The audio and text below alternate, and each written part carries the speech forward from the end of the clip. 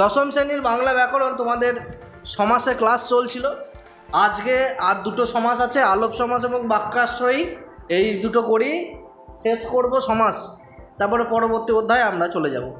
তাহলে দেখো এই আলোপ সমাসটা কি, সহজে একবার সংজ্ঞাটা জেনে নিই। যে দ্বন্দ্ব সমাসে পূর্বপদের বিভক্তি লোপ পায় না তাকে আলোপ দ্বন্দ্ব সমাস বলে।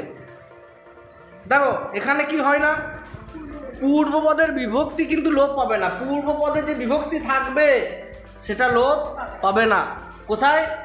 আমরা যখন সমাসবদ্ধ পদ করব। যেমন দেখো পথে ও ঘাটে, পথে ঘাটে দুটোই দেওয়া রয়েছে দেখো একারে, যেমন পূর্বপদের এটা কিন্তু যাবে না, যে বিভক্তি লোপ পাচ্ছে না।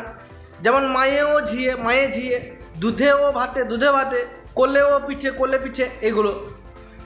এবারে আলোপ সমাসটা অনেক রকম দেওয়া রয়েছে, যেমন আলোপ তৎপুরুষ, আলোপ নিমিত্ত তৎপুরুষ, আলোপ অপাদান তৎপুরুষ, আলোপ সম্বন্ধ আছে, উপপদ তৎপুরুষ আলোপে আছে, আলোপ বহুব্রীহি আছে। এতগুলো আলোপ আছে, অধিকরণ আছে আলোপের। জাস্ট আমরা এখানে শুধুমাত্র মাথায় রাখবে পূর্বপদের সঙ্গে যে বিভক্তি থাকবে সেটা লোপ পাবে না, সেটা লোপ পাবে না, ব্যাস। যেমন এই যে গোড়ায় গলত, গোড়ায় গলত, বনে বাস, বনে বাস। এবার এখানে কি হতো দেখো, অন্য যদি আমরা সমাস করতাম এই বন্যবাসটা কি হতো, বন্যে বাসটা বন্যবাস হয়ে যেত। কিন্তু আলোপ সমাসে আমি কি বললাম, এই পূর্বপদের সঙ্গে যে বিভক্তি একার এ বিভক্তি, এইটার লোপ পাবে না, নাহলে বনেবাস মানে বনবাস, কিন্তু এখানে উত্তর করতে বনেবাসই লিখতে হবে। এটা হচ্ছে আলোপ সমাস। যেমন এই দেখো খেলার জন্য মাঠ, খেলার মাঠ, এই খেলার যেমন আছে র বিভক্তি, এইটা বিভক্তি লোপ পাবে না, বেশ। মোটামুটি এই আলোপ সমাস হলো। এবার দেখো আর একটা দেখি, আলোপ বহুব্রীহি। মুখে ভাত দেওয়ার যে অনুষ্ঠান, এই মুখে ভাত,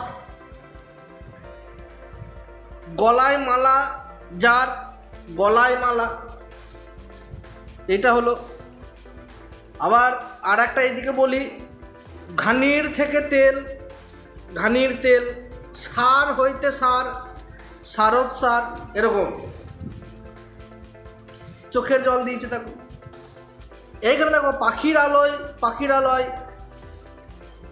তারপর যে মামার বাড়ি, মামার বাড়ি, আলোপ সমাস। মানে পূর্বপদ যেটা রয়েছে, এই পূর্বপদ এই মুড়ির জন্য চালে, মুড়ির র রয়েছে বিভক্তি, এইটার পরিবর্তন হবে না, এটা পরিবর্তন হবে না। আর একটা রয়েছে দেখো বাক্যাশ্রয়ী, এখানে করেই শেষ করব। তোমরা কিন্তু আমি বারবার বলছি সব সমাসগুলো কিন্তু সংজ্ঞাগুলো করে রেখো, কেন পরীক্ষায় পড়ে এই সমাস কাকে বলে, সেই সমাস কাকে বলে। তাহলে দেখো অনেক ক্ষেত্রে একটি সম্পর্ক এই সম্পূর্ণ বাক্য কিংবা বাক্যের অংশ, বাক্যাংশ সমাসবদ্ধ একটি পদে রূপে প্রযুক্ত হয়ে বাক্যাশ্রয়ী সমাস, এটাকেই বলছে। একটা পুরো বাক্যই সমাস, একটা বড় বড় বাক্য বলে দেবে বা বাক্যের একটা অংশ বলে দেবে, এটাই সমাস। যেমন দেখো আমি বলি, এই দেখো এই সমাসে সমাসবদ্ধ পদগুলি অপরিবর্তিত থাকে, কোনো পরিবর্তন হয় না। যেমন সপেচির দেশ, বসে আঁকো প্রতিযোগিতা, এইগুলো এক একটা সমাস। খাদ্যের দাবিতে মিছিল, কত বড় দেখো, এটা একটা বাক্যের অংশ মনে হচ্ছে। সবুজ বাঁচাও সমিতি, পণপ্রথা বিরোধী, পণপ্রথা বিরোধী আন্দোলন, নদী জপমালা, ধৃত প্রান্তর, একটা কবিতা লাইন ছিল না? হ্যাঁ, তাহলে এগুলো বাক্যাশ্রয়ী সমাস। বাক্যাশ্রয়ী সমাস মানে হচ্ছে হয়তো সম্পূর্ণ বাক্য দিতে পারে, নাহলে বাক্যের একটা ছোট্ট অংশ, সেই গোটাটাই হয়ে যাবে কি বাক্যাশ্রয়ী সমাস, পুরো বাক্যটাই সমাস হয়ে যাবে। তাহলে এইটাই বাক্যাশ্রয়ী সমাস ছিল। তারপরে তোমাদের একটা ছোট্ট দেওয়া আছে দেখো, এই ছকটাকে মনে রাখবে। এই ছকটা দ্বন্দ্ব সমাসের ক্ষেত্রে উভয় পদেরই অর্থ প্রধান, দুটো পদই, পূর্বপদ এবং উত্তর পদ বা পরপদ, এর দুটোর অর্থই প্রধান দ্বন্দ্ব সমাস। কীরকম একটা উদাহরণ দাও দেখিনি। ছেলে ও মেয়ে, ছেলে মেয়ে, মেয়ে ও ছেলে, মেয়ে ছেলে, ওইটাই তো। কর্মধারয়ের ক্ষেত্রে কি হয়, পূর্বপদ এবং পরপদের বিশেষণ স্থানীয় এবং পরপদের অর্থই প্রধান। তার মানে কী হয়, কর্মধারয় সমাসে পরপদের অর্থটা প্রধান হয়। তৎপুরুষে কি হয়, সম্বন্ধবাচক বিভক্তি লোপ পায় এবং পরপদের অর্থই প্রধান হয়, তাহলে পরপদটা প্রধান হলো।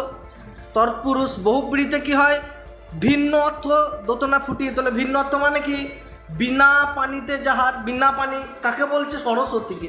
তাহলে বিনা পানি, আমার হাতে বিনা থাকলে আমি বিনা পানি নয়, সে মা সরস্বতীই কিন্তু বিনা পানি। বুঝতে পেরেছো, আমার হাতে যাই থাকুক সে আমি অভিজ্ঞ থাকবো। বেশ, দ্বিগু সমাসে কি হয়, পূর্ব পদটি সংখ্যাবাচক বিশেষণ হবে, সমস্ত পদ সমাহার এবং সমষ্টিকে বোঝাবে। তে মাতার সমাহার, তিন মাতার সমাহার, এরকম আর কি। দশ আনন যাহার, দশানন, এইগুলো।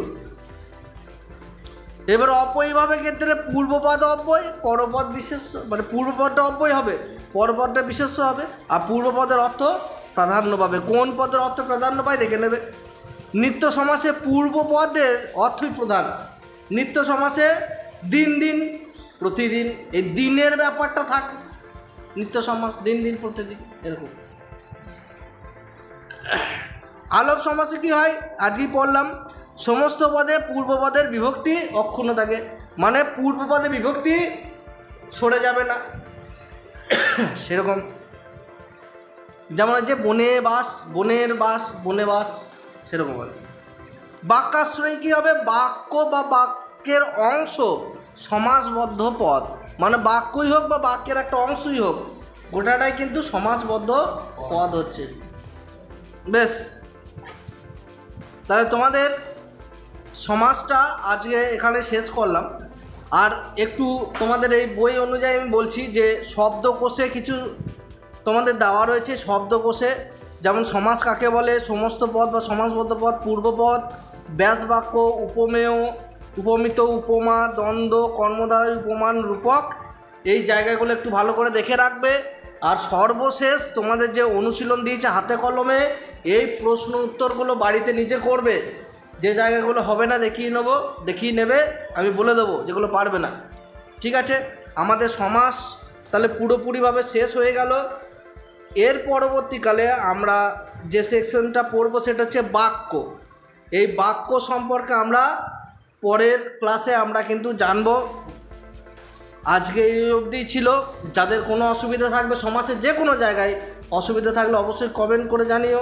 যারা অফলাইনে পড়ছো তারা সরাসরি জিজ্ঞেস করবে, যারা অনলাইনে পড়ছো তারাও কমেন্ট করতে ভুলবে না। চ্যানেলও যদি নতুন হও তাহলে চ্যানেলটিকে সাবস্ক্রাইব করতে ভুলবে না। চলো ভিডিওটা এখানেই শেষ করছি। জয় হিন্দ, বন্দে মাতরম।